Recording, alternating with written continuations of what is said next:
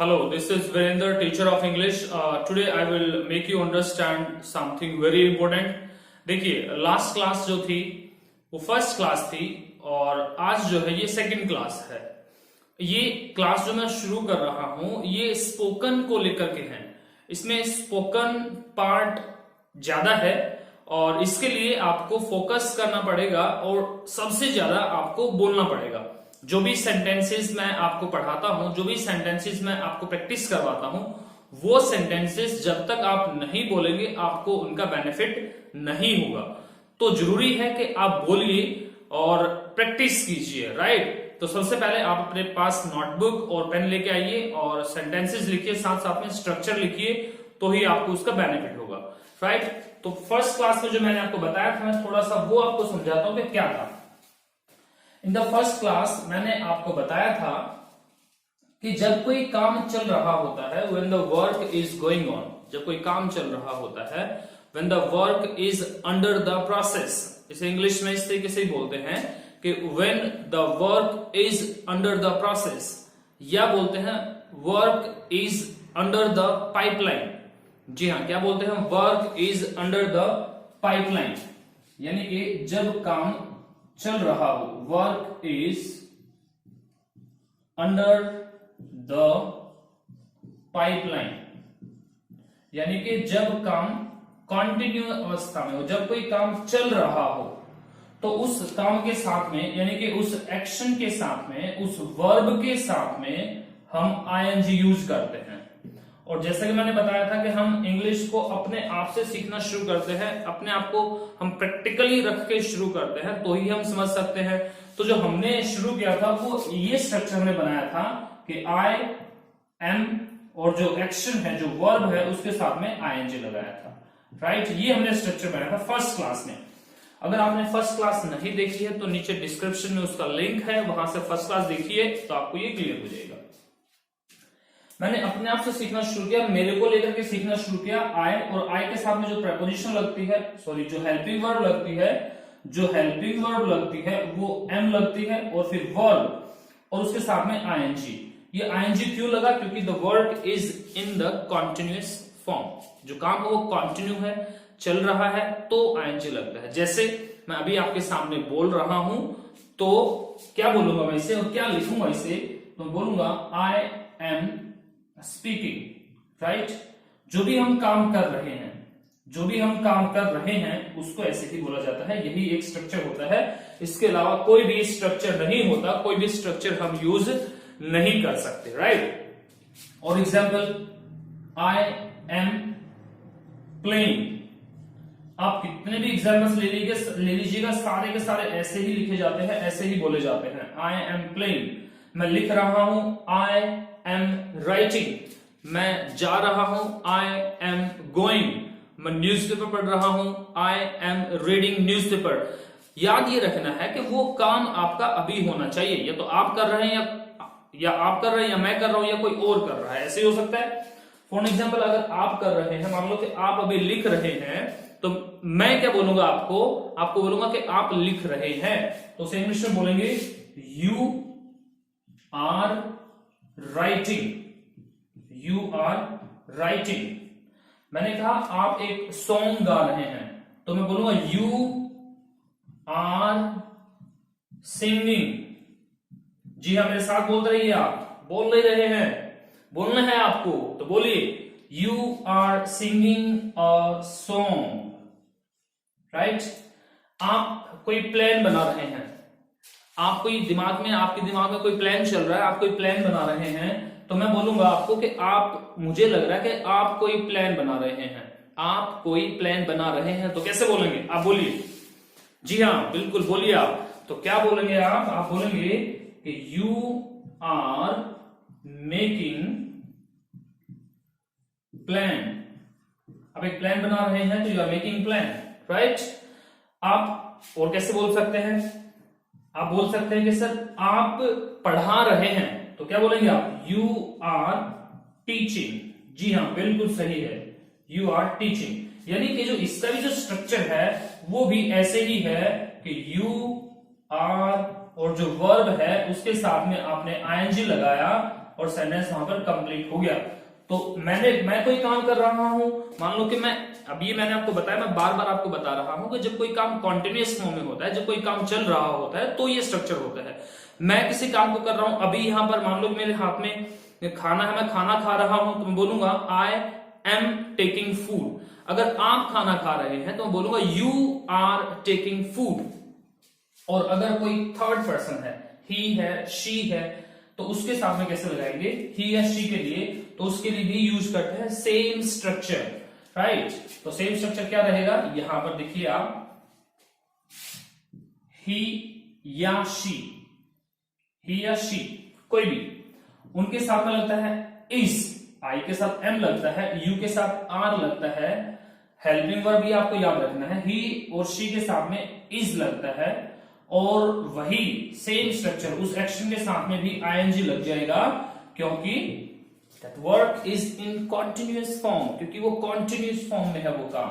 तो he is writing, अगर वो लिख रहा है तो ही इज राइटिंग, वो खेल रहा है तो ही इज प्लेइंग, वो जा रहा है तो ही इज गोइंग। ऐसे आप कितने भी सेंटेंस बना सकते हैं, ही इज गोइंग, राइट। वो खाना बना रही है, तो she is preparing food, right. तो इस तरीके से सेंटेंस बनता है, शी इज प्रिपेयरिंग फूड। मैं खाना बना रहा हूं तो आई एम प्रिपेयरिंग फूड, आप बना रहे हैं तो यू आर प्रिपेयरिंग फूड। ये स्ट्रक्चर था जो हमने पढ़ा था पिछले क्लासेस में, और हमने क्या किया था, इनको हमने इंटेरोगेटिव सेंटेंसेस बनाए थे, यानी कि क्वेश्चन वाले जो सेंटेंस बनते हैं। तो क्वेश्चन वाले सेंटेंस बनाने के लिए कुछ नहीं करना होता, जितनी भी हेल्पिंग वर्ब होती हैं उनको सेंटेंस में आगे रखना होता है, राइट। तो सेंटेंस में आगे रखेंगे तो वो क्या बन जाएंगे, वो बन जाएंगे आपके इंटेरोगेटिव क्वेश्चन वाले सेंटेंस, राइट। वो आपके क्वेश्चन वाले सेंटेंस बन जाएंगे। जैसे इसी का बनाना है मैंने कहा कि क्या आप एक गाना गा रहे हैं, तो आर को पहले लिखेंगे, तो are you singing a song, और बाद में लग जाएगा क्वेश्चन मार्क, राइट। ये लगाना होता है, वेरी सिंपल, बहुत आसान है। आई होप कि आपको समझ में आया होगा, और दिस इज वेरी इजी। ऐसे आप बहुत सारे सेंटेंस बना सकते हैं। जो एक्शंस हैं, यानी कि जो वर्ब है, मैं नीचे डिस्क्रिप्शन में दूंगा आज की क्लास में, वो आप खुद से प्रैक्टिस कर सकते हैं, राइट। हाँ, अभी देखिए, मैंने आपको समझाया और आपको समझ में आ गया। तो बोलते हैं ना, किसी काम की शुरुआत अगर अच्छी हो जाए तो आधा काम तो वहीं पर फिनिश हो जाता है। यानी कि श्री गणेश अगर अच्छा हो जाए तो आधा काम तो उस आदमी का वहीं पर फिनिश हो गया। तो उसे बोलते हैं well begun is half done. जी हाँ, क्या बोलते हैं उसको, उसे बोलते हैं well begun is half done. जी हाँ, इसे लिख लीजिएगा। जब भी आप कभी बोलना हो ये, तो आप बोल सकते हैं कि अरे आपने कोई काम शुरू किया और उसकी शुरुआत बहुत अच्छी हो गई, तो हम बोलेंगे अरे well begun is half done. क्या बोलेंगे, well begun is half done. जी हाँ, तो हमने पढ़ना शुरू किया, हमारी सेकंड क्लास है, फर्स्ट क्लास में समझ में आया अच्छे से, तो उसके लिए बोल रहा हूं अरे हमारा काम, आधे से ज्यादा काम तो हमारा हो गया। हमने शुरुआत करी किसी काम को करने की, ये बहुत बड़ा स्टेप होता है, आगे तो हम कर ही लेते हैं। तो starting is very important of any work, right. और आज जो मैं आपको बताने वाला हूं वो एक कंसेप्ट है, आपको समझना है। देखिए, कोई भी काम होता है, कोई भी काम, हमने लास्ट क्लास में हमने पढ़ा कि कोई काम कॉन्टिन्यूअस फॉर्म में चल रहा है। अब ये जरूरी नहीं है कि वो हमेशा ही चलता रहेगा। भाई, कोई भी काम हमने शुरू किया, वो 5-10 मिनट, 10 मिनट, 20 मिनट, आधा घंटा, 1 घंटा चला, और फिर वो काम फिनिश हो गया, फिर वो काम खत्म हो गया। तो जब भी कोई काम फिनिश होता है, when the work is finished, for example, मैं नोट्स बना रहा हूं, I am preparing notes. For example, ये एक सेंटेंस है कि I am preparing notes, right. मैं नोट्स बना रहा हूं अपने नोटबुक में, मैं सारे इंपोर्टेंट पॉइंट्स लिख रहा हूं। अब वो 10 मिनट में, 20 मिनट में, घंटे में, 2 घंटे में वो काम फिनिश होगा। तो जब कोई काम फिनिश होता है, किसी काम को मैं कर रहा हूं या आप कर रहे हैं या कोई भी कर रहा है, अब काम को करने वाले कौन कौन हो सकते हैं, यानी कि उनको क्या बोला जाता है, सब्जेक्ट्स। जैसे ये है, तो सब्जेक्ट्स कौन कौन से होते हैं, आप देखिए, इंग्लिश में जो सब्जेक्ट्स होते हैं वो हमेशा ही लिमिटेड होते हैं। क्या होते हैं? वो लिमिटेड होते हैं। और वो सब्जेक्ट्स कौन कौन से होते हैं ये देखिएगा आप। सब्जेक्ट्स होते हैं आई, यू, वी, दे। आप मेरे साथ बोल रहिए, आपको मेरे साथ बोलना है और इनको लिखना है, राइट। जब तक नहीं बोलेंगे, देखो क्या होता है कि हम नहीं बोलते, हमें शर्म फील होती है, झिझक फील होती है कि अरे कैसे बोले, लेकिन जब तक नहीं बोलेंगे कोई भी बेनिफिट नहीं हो सकता।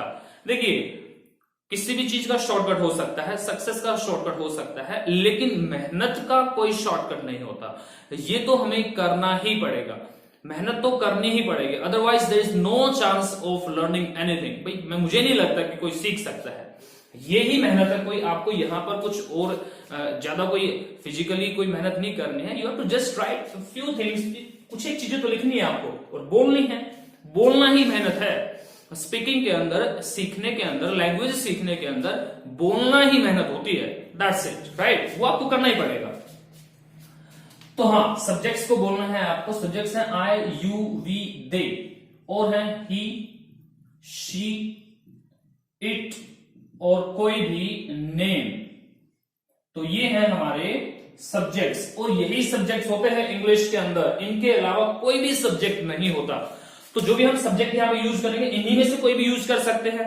मान लो मैं आपको एक दो एग्जाम्पल में यूज करके दिखाता हूं, तो आप इनमें से किसी को भी यूज कर सकते हैं। हाँ, कुछ हेल्पिंग वर्ब है जो मैं साथ साथ में बताता रहूंगा आपको, अदरवाइज स्ट्रक्चर वही सेम रहता है सबके लिए, राइट। फॉर एग्जाम्पल, मैं नोट्स प्रिपेयर कर रहा हूं तो आई एम प्रिपेयरिंग नोट्स। आप कर रहे हैं तो यू आर प्रिपेयरिंग नोट्स। मैं अगर आपको बोलूं कि आप अपने नोट्स प्रिपेयर कर रहे हैं तो मैं आपको बोलूंगा इंग्लिश में यू आर प्रिपेयरिंग नोट्स।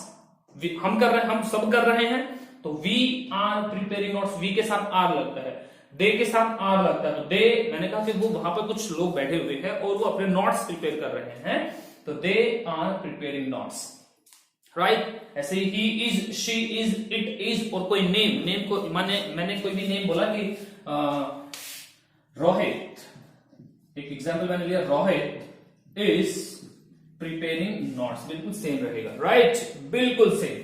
अब यही स्ट्रक्चर जब कोई काम कंप्लीट हो जाता है, when the work is completed, तो वहां पर स्ट्रक्चर चेंज हो जाता है। तो वहां पर जो हम हेल्पिंग वर्ब यहाँ पे यूज कर रहे थे, वो हेल्पिंग वर्ब यूज नहीं होगी। तो वो हेल्पिंग वर्ब या इज यूज कर रहे थे, वो भी नहीं होगी। तो न्यू हेल्पिंग वर्ब होगी हमारी हैज या हैव। जी हाँ, बोलिए क्या यूज होगी, बोलिए आप क्या यूज होगी, हैज एंड हैव। जी हाँ, ये कब यूज होगी, ये तब यूज होगी जब कोई भी काम हमारा कंप्लीट हो जाता है, right. When the work is complete, when the work is completed, तो हम ये वाले हेल्पिंग वर्ब यूज करते हैं, हैज और हैव को। सेंटेंस कैसे बनेगा, सेंटेंस स्ट्रक्चर है आई हैव, और एक्शन जो भी है उस एक्शन के साथ में आपको याद रखना है हमेशा थर्ड फॉर्म आप यूज करेंगे, राइट। क्या यूज करेंगे, थर्ड फॉर्म, एक्शन की थर्ड फॉर्म, यानी कि वर्ब की थर्ड फॉर्म आप यूज करेंगे, राइट। जैसे मैंने कहा कि अब आई एम प्रिपेयरिंग नोट्स, मैं नोट्स बना रहा हूं और मैंने अपनी नोटबुक बंद की और मैंने कहा मैंने अपने नोट्स बना लिए। तो I have prepared my notes, क्या बोलेंगे, आई have prepared my notes, right. ऐसे ही मैंने कहा कि मैं लिख रहा हूं, आई एम राइटिंग, और मैं लिख चुका हूं, तो I have written, I have written, right. तो ऐसे हम सेंटेंस बनाते हैं। और एग्जाम्पल देखिए आप, देखिए एग्जाम्पल्स, यस।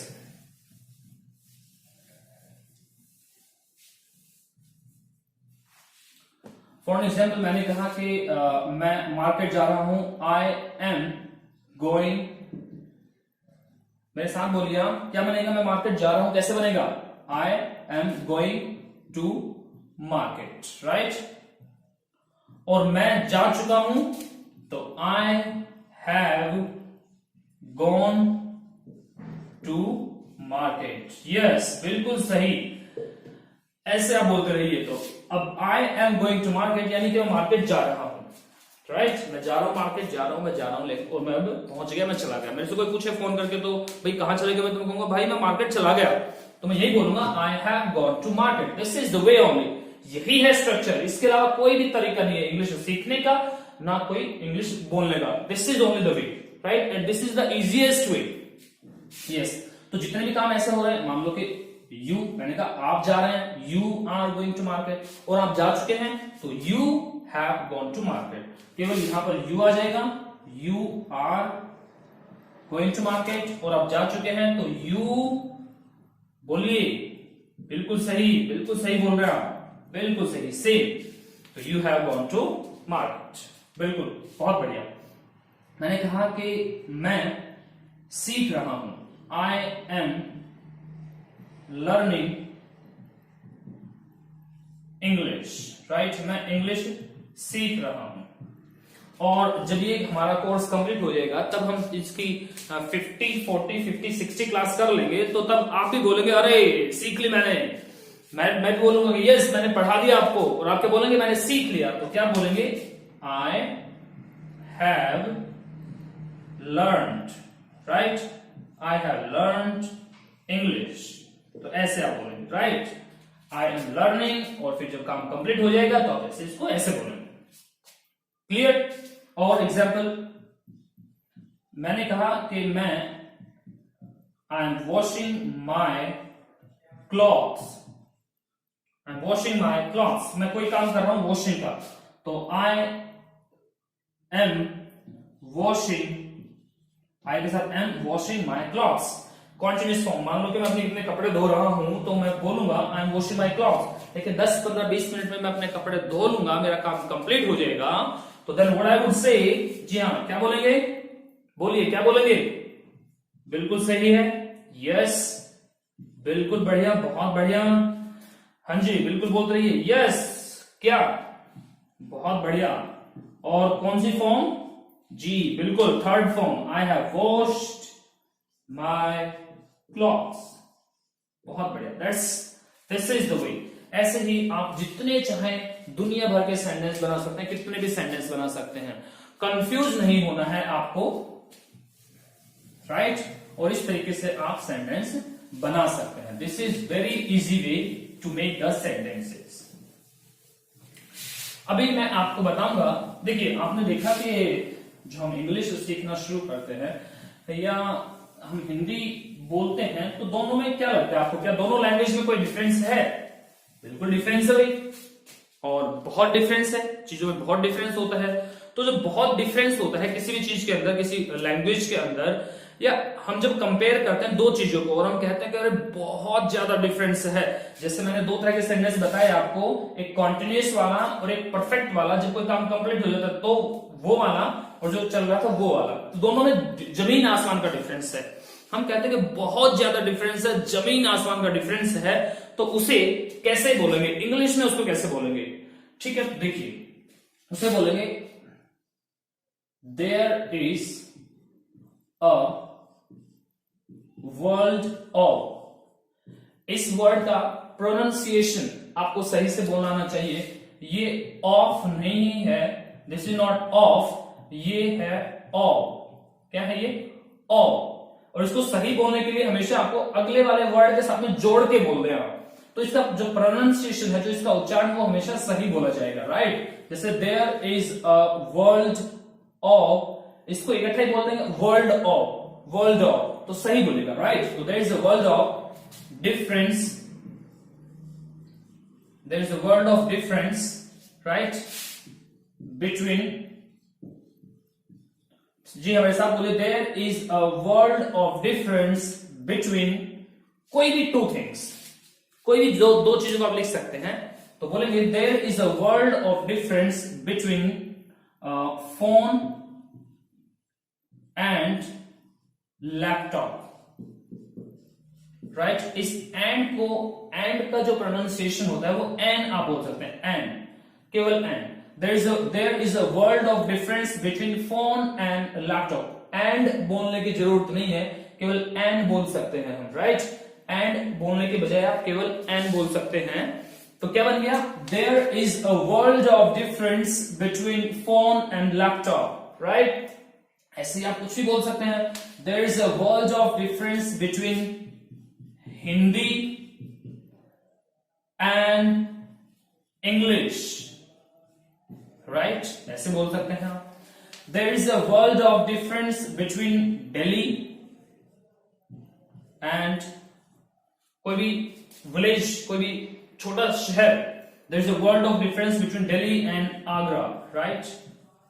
तो बोल सकते हैं कि अरे आगरा में और दिल्ली में तो जमीन आसमान का अंतर है, तो इसे इंग्लिश में कैसे बोलेंगे? बिल्कुल ऐसे बोलेंगे, there is a world of difference between Delhi and Agra. मैंने कहा कि पेन और पेंसिल में जमीन आसमान का अंतर है, तो कैसे बोलेंगे? There is a world of difference between pen and pencil, right. तो there is a world of difference between pen and pencil. इस तरीके से आप दुनिया भर के सेंटेंस बना सकते हैं। और कैसे बनाएंगे? अरे भाई, मैंने कहा कि मिल्क में और चाय में तो जमीन आसमान का अंतर है, तो कैसे बोलेंगे? There is a world of difference between tea and milk, right, ऐसे बोल सकते हैं। इंडिया और पाकिस्तान में जमीन आसमान का अंतर है, तो there is a world of difference between India and Pakistan, right. इस तरीके से आप इस तरीके के सेंटेंस बना सकते हैं, वेरी इजी। दुनिया भर के सेंटेंस आप बनाइए, 10, 20, 50, 100 सेंटेंस कितने बनाइए। मैंने कहा भाई शर्ट में और टी शर्ट में जमीन आसमान का अंतर है, तो बोल सकते हैं आप there is a world of difference between shirt and T shirt, right. ऐसे बोल सकते हैं सर ट्राउजर में और लोअर में जमीन आसमान का अंतर है, तो there is a world of difference between trouser and lower. अरे जमीन आसमान का अंतर है फोन में और जो सिंपल फोन होता है, कीपैड वाला फोन होता है, एक एंड्रॉइड फोन होता है, तो कह सकते हैं दोनों में जमीन आसमान का अंतर है, तो there is a world of difference between two type of phones, जो भी हैं, ठीक है। तो इस तरीके से आप सेंटेंस बना सकते हैं।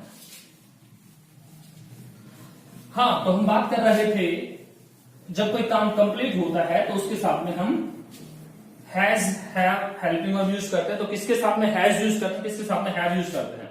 ये जो नीचे वाले 4 सब्जेक्ट हैं इनके साथ में हम हैज यूज करते हैं, और जो ऊपर वाले हैं इनके साथ में हम हैव यूज करते हैं, राइट। जब भी कोई काम कंप्लीट हो जाता है तो हम ऐसे बोलते हैं। जैसे मैंने बोला कि मैं पढ़ा चुका हूं, तो क्या बोलूंगा? I have taught, I have taught you, मैं आपको पढ़ा चुका हूं, I have taught you, right। मैंने कहा कि आप पढ़ा चुके हैं, right। अगर मैं आपको बोलूं कि आप पढ़ा चुके हैं, या you have written, या you have taught, right। मैंने कहा कि हम सब पढ़ा चुके हैं, हम सब, तो we have taught, राइट, बिल्कुल थर्ड फॉर्म, राइट, याद रखेंगे आप। We have taught, they have taught, वो पढ़ा चुके हैं, तो दे हैव सेम, और टॉट यू, वो आपको पढ़ा चुके हैं, तो they have taught you.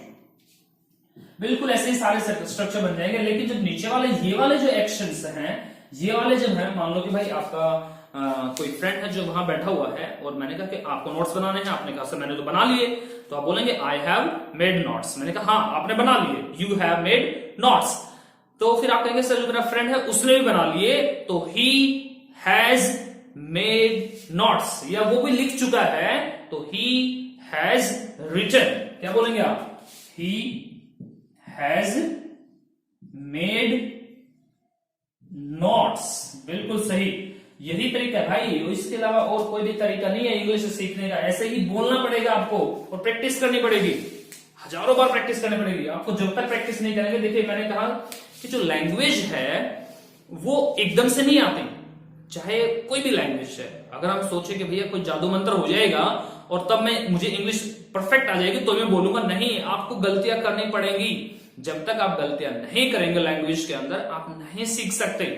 It is fact. Example, आपके अपने आस पड़ोस में घर में कोई बच्चा है 2.5-3 साल का, आप उसे देखिए, वो कितनी सारी गलतियां करता है। बहुत बार तो उसे सेंटेंस बोलने में नहीं आता, वो रुक जाता है, लेकिन वो कोशिश करता रहता है, कोशिश करता रहता है, कोशिश करता रहता है, और जब वो कोशिश करता रहता है तो एक दिन वो सीख जाता है। तो ऐसे ही यहां पे भी आपको करना पड़ेगा, ये भी हमारी लर्निंग स्टेज है, राइट। तो will have to make mistake. गलतियां हो रही है तो नो प्रॉब्लम, नो वरी, होने दो आप गलतियां, राइट।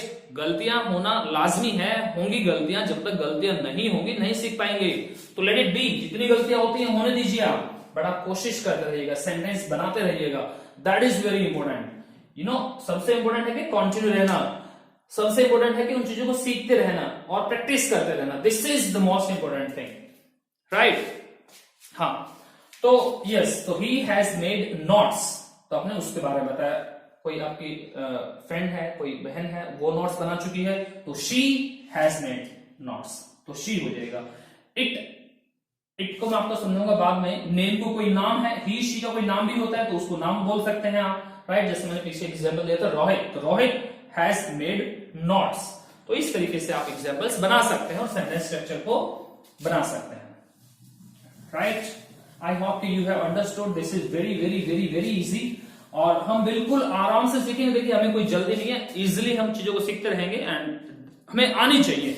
इंपॉर्टेंट चीज है कि हमें आनी चाहिए, राइट। अब जो स्पीकिंग है वो एक हैबिट है, स्पीकिंग इज ए हैबिट, और हैबिट एक दिन में तो नहीं बनती, आदत एक दिन में तो नहीं बन सकती। प्रैक्टिस करते रहेंगे करते रहेंगे करते रहेंगे तो ही हमारी हैबिट बनेगी। तो बोला जाता है, हिंदी इंग्लिश में बोलते हैं कि बिट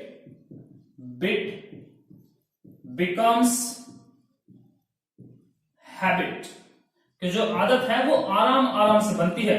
बिट बिकम्स हैबिट, आराम आराम से आदत बनती है। तो इंग्लिश अगर एक दिन में हम सोच लें कि भैया पहली क्लास से ही हमें आ जाएगी, दूसरी क्लास से ही हमें आ जाएगी, दैट इज नॉट पॉसिबल। उसके लिए तो हमें आराम आराम से प्रैक्टिस करते रहना पड़ेगा, करते रहना पड़ेगा, और आदत बनानी पड़ेगी, और आदत बनती है आराम आराम से आदत बनती है। तो उसे इंग्लिश में बोलते हैं बिट बिकम्स हैबिट। जी हाँ, क्या बोलते हैं? Bit becomes habit. यस, तो आई होप कि आपको स्ट्रक्चर समझ में आ गया है। कोई काम हो रहा है तो आईएनजी आता है, कोई काम कंप्लीट हो गया है तो हैज, हैव, हेल्पिंग वर्ब और वर्ब की थर्ड फॉर्म लगती है, और इसको बोलते भी ऐसे ही, जैसे मैंने आपको बताया, ऐसे ही बोलते रहना है, राइट। अब जो इंपॉर्टेंट है वो है कि जो स्ट्रक्चर हम बना रहे हैं, क्या वो इंटेरोगेटिव बन सकते हैं? बिल्कुल इंटेरोगेटिव बन सकते हैं। नेगेटिव बन सकते हैं? बिल्कुल नेगेटिव बन सकते हैं। और ये बहुत जरूरी है सीखना, क्योंकि क्वेश्चंस बनाना क्यों जरूरी होता है?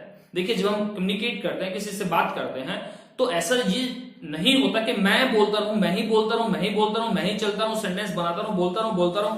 क्या ऐसा नहीं होता कि हम सामने वाले से क्वेश्चन पूछें? हम सामने वाले से भी क्वेश्चन पूछते हैं, हम सामने वाले से भी सेंटेंस पूछते हैं, और जब हम सामने वाले से सेंटेंस पूछते हैं तो ही तो हमारा कम्युनिकेशन हेल्दी होता है। और सामने वाले से सेंटेंस कैसे पूछते हैं? हम क्वेश्चन पूछेंगे उससे, तभी तो हेल्दी हमारा कम्युनिकेशन होगा। जी हाँ, तो हमें बताना भी आना चाहिए और हमें पूछना भी आना चाहिए, राइट। हमें बताना भी आना चाहिए, हमें क्वेश्चंस पूछना भी आना चाहिए।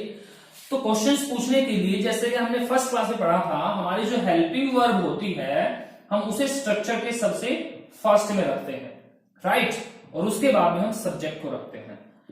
आप ये मैं ग्रामर वाले तरीके से बता रहा हूं, इसको ना भी समझेंगे तो नो वरी। तरीका सिंपल है हमारा कि हेल्पिंग वर्ब हैव, यू, मैं क्वेश्चन आपसे पूछ रहा हूं क्योंकि क्वेश्चन हमेशा सामने वाले से पूछा जाता है, यू से पूछा जाता है। आप क्वेश्चन मेरे से पूछ सकते हैं, मैं आपसे पूछ सकता हूं। क्वेश्चन मैं अगर किसी और के बारे में पूछूंगा तो आपसे तो पूछूंगा कि अरे क्या वो ऐसा करता है, क्या वो ऐसा करता है, क्या ये ऐसा होता है, क्या आप ऐसा करते हैं, क्या वो ऐसा करता है। तो इस तरीके से क्वेश्चन पूछा जाता है, राइट। तो हैव, यू, और जो वर्ब है, भाई मैं पूछू तो गाना आपसे कंफर्म तो करूंगा ना, तो वो थर्ड फॉर्म में होगा, राइट। जैसे मैंने पूछा, अरे आपने नोट्स बना लिए क्या? अब ये पॉइंट है कि आपने नोट्स बना लिए क्या? अब आप क्या बोलेंगे? जैसे आप मेरे से पूछे, सर आपने नोट्स बना लिए क्या? तो बोलेंगे have you prepared, third form, have you prepared notes. जी हाँ, क्या बोलेंगे? Have you prepared notes. This is the interrogative sentence, यानी कि ये आपका क्वेश्चन वाला सेंटेंस है, राइट। ऐसे ही हैज, ही और एक्शन प्लस थर्ड फॉर्म, ये ऐसे बन जाएगा। या आप इसको इस तरीके से कीजिए, देखिए ये ऐसे आप यूज कीजिए इसको, आप ऐसे ही प्रैक्टिस करेंगे। हैव यू, आप जब जहां पे भी बैठे हुए हैं, आप अपने फ्रेंड के साथ में, अपने भाई बहन के साथ में, अपने कलीग के साथ में ऐसे प्रैक्टिस कीजिए आप, राइट। आप उससे क्वेश्चन पूछो कि आपने ये काम कर लिया, have you action plus third form, right. वो काम कोई भी, मैं भी कुछ लिखूंगा यहां पर, उसका प्रैक्टिस करिए। तो फिर आप आंसर देंगे हाँ मैंने कर लिया भाई, तो I have action plus third form, मैंने वो काम कर लिया, I have action plus third form. और नहीं अरे मैंने तो नहीं किया भाई, तो आई हैव नॉट और action plus third form, right. ये आप ऐसे स्ट्रक्चर बनाइए पहले, राइट।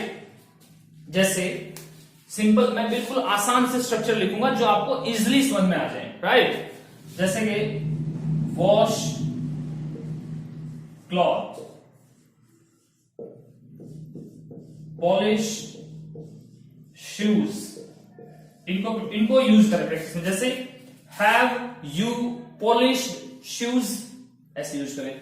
ऐसे he have you washed clothes, आप उसका आंसर देंगे हाँ मैंने कर लिया भाई, आई हैव वॉश्ड क्लॉथ्स। नहीं तो no, I have not washed clothes, यानी कि मैंने ये काम अभी तक नहीं किया है, मैं नहीं कर चुका हूं ये काम। तो इस तरीके से, राइट। ये पूरा स्ट्रक्चर आपको इन एक्शंस को यूज करना है इसके अंदर, और आप अपने साथी के साथ में, कोई भी आपके साथ में है उसके साथ में प्रैक्टिस कीजिए और कोशिश कीजिए कि जब भी आप ये वीडियोस देखें तो आपके साथ में कोई हो, ताकि आप उसको कम्युनिकेट कर सकें, आप प्रैक्टिस कर सकें, क्योंकि प्रैक्टिस से ही आएगी ये चीज जो है आपकी प्रैक्टिस से ही आएगी। मैंने आपको फर्स्ट वीडियो में बताया था कि स्पीकिंग केवल स्पीकिंग से आती है, और इसे इंग्लिश में कैसे बोलेंगे मैंने आपको समझाया था।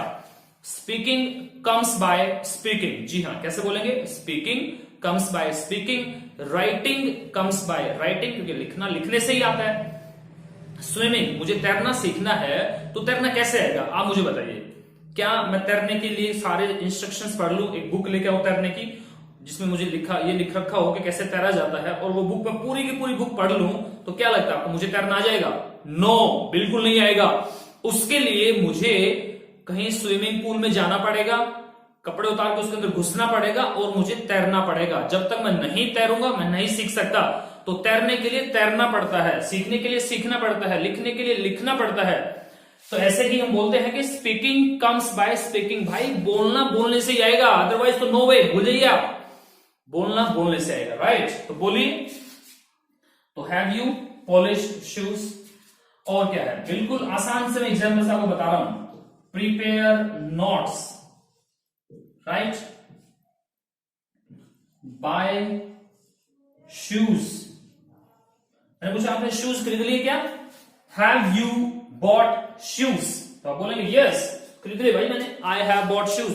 नहीं तो अरे नहीं यार मैंने कहां खरीदे, भी नहीं खरीदे हैं, तो I have not bought shoes. This is the structure, बिल्कुल यही चलना है, कहीं भी चले जाइए आप, बिल्कुल यही है, राइट।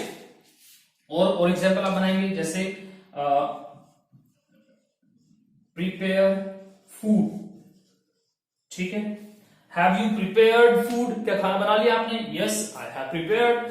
तो खाना बनाया तो क्या खा लिया आपने? तो खाने के लिए यूज करते हैं टेक फूड, क्या यूज करते हैं? Take food. हम यहां पर टेक की जगह पे हैव भी यूज कर सकते हैं, हम यहां पर ईट भी यूज कर सकते हैं, राइट। हम हैव भी यूज कर सकते हैं, ईट भी यूज कर सकते हैं, टेक भी यूज कर सकते हैं, कुछ भी यूज कीजिए। खाने पीने की किसी भी चीज के लिए आप इनमें से कोई भी चीज यूज कर सकते हैं। आप take, eat, have, anything you can use, right. तो हैव यू टेकन फूड, तो आप बोलेंगे यस आई हैव टेकन, नहीं तो आई हैव नॉट टेकन। ऐसे प्रैक्टिस कीजिए आप अपने साथी के साथ में। This is the way where you can do the practice, right. ऐसे ये सारे स्ट्रक्चर आप यूज करते रहिएगा, सीखते रहिएगा, बनाते रहिएगा, राइट। ऐसे ही ये सेंटेंस मैंने आपको बताए हैं कैसे यूज करना है। ये कम्युनिकेशन से दो लोगों के बीच में, आपका और मेरा। मैं आपसे पूछ रहा हूं, आप मुझे आंसर दे रहे हैं, आप मेरे से पूछ सकते हैं, मैं आपको आंसर दे सकता हूं। आप भी मेरे से पूछ सकते हैं कि सर क्या आपने खाना बना लिया? Have you prepared food? तो बोलूंगा यस आई हैव प्रिपेयर्ड, नहीं तो no I have not prepared, like this, right. बहुत सारे एग्जांपल्स हो सकते हैं, हजारों सेंटेंस है, हजारों वर्ब है, हजारों एक्शंस हैं, दुनिया भर के आप यूज कर सकते हैं, गॉट इट। अब स्ट्रक्चर में थोड़ा सा मैं ये आपसे पूछ रहा था, अब मैं आपसे ही पूछूंगा लेकिन किसी और के बारे में। क्वेश्चन में आपसे पूछूंगा लेकिन किसी और के बारे में। मैंने आपसे पूछा हैज, थर्ड पर्सन है, तो हैज आता है, तो हैज ही, क्योंकि मैंने पूछा कि मैं किसी और के बारे में पूछ रहा हूं आपसे, ना कि आपके बारे में, ही के बारे में, शी के बारे में, या कोई भी नेम बोल सकता हूं यहां पर।